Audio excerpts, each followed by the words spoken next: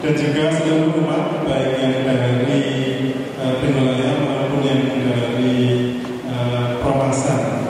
Pertama-tama kami mengucapkan selamat datang terutama kepada Romo Trianto, Romo Is, dan juga umat dari Promasan. Selamat datang ke Gereja Santo Paulus Benolaya.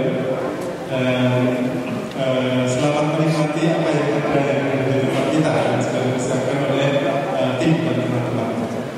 Baik, kalau tadi disampaikan di beberapa kesempatan bahwa Gereja Katolik Santo Paulus Benolaya memiliki dinamika yang sangat baik.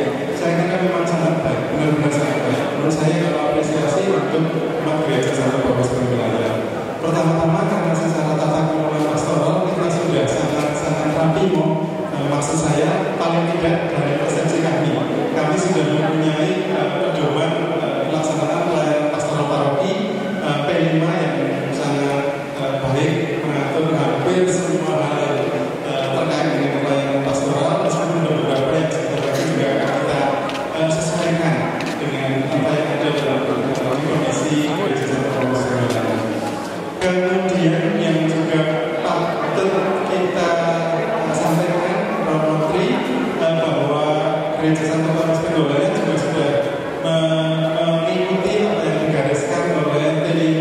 Jadi tata kelola kita sudah ada PGPN seperti juga yang ada di Paroki Promasan.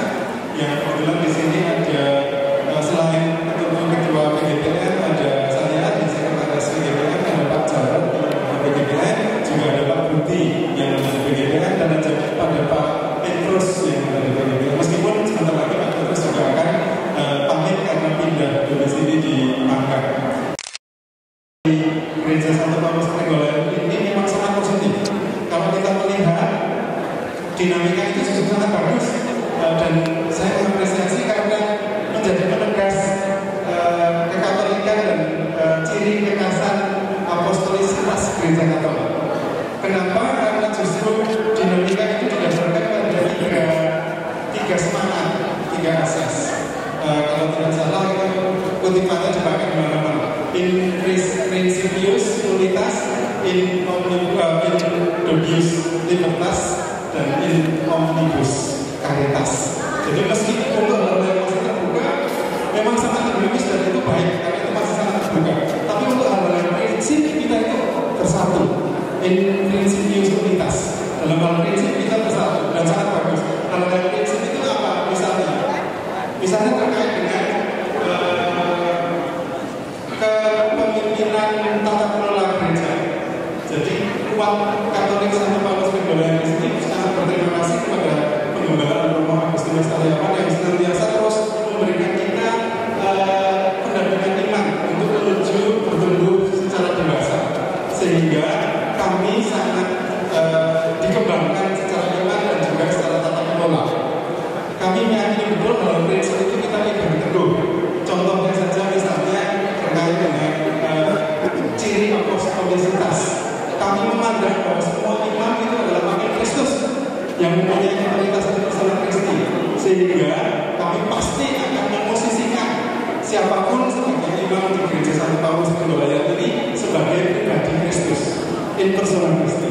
Karena yang tetap Islam yang kami secara prinsip kami imani dan kami dukung dan diteguhkan. Itu salah satu prinsip yang menjadi kesatuan yang menyatukan umat. Apapun dinamikanya, yang memang sangat terbuka ya kita bebas, tetapi hal-hal yang prinsip kita sangat-sangat bersatu. Dan ketika semua permasalahan itu muncul, dinamika itu muncul, semuanya itu didasari dengan cinta kasih, in omnibus caritas, sehingga dinamika di umat kita ini sangat-sangat baik. Menurut saya sangat positif. Jadi selamat datang kepada Romo Trianto.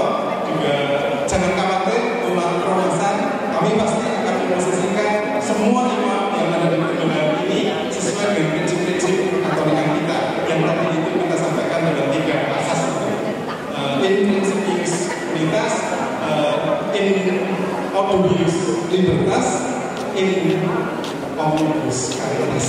Jadi jangan tidak perlu khawatir, semuanya benar didirikan yang baik dan semuanya mengikuti arahan yang baik. Karena arahan itu datang dari wakil itu sendiri